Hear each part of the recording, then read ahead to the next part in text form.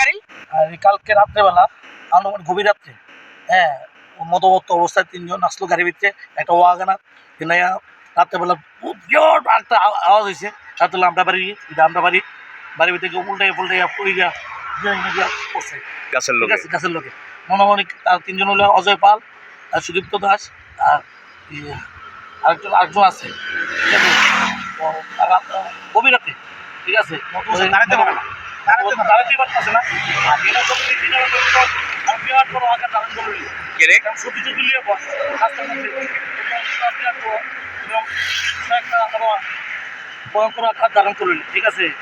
তো এই অবস্থা কি, আর প্রত্যেকদিন ফেস্টিভ্যাল এলাকার যে যান দুর্ঘটনা বাড়তেছে দিনের দিন, ঠিক আছে। তো কল্পনা আপনি জানেনই যে কয়েকদিন ধরে এক অ্যাক্সিডেন্ট হতেছে সুইলামিতে। এই মোটামুটি 20-25 জন মোটামুটি এটা আহত হয়েছে। কদিন আগে রিলেশন হোটেলের সামনে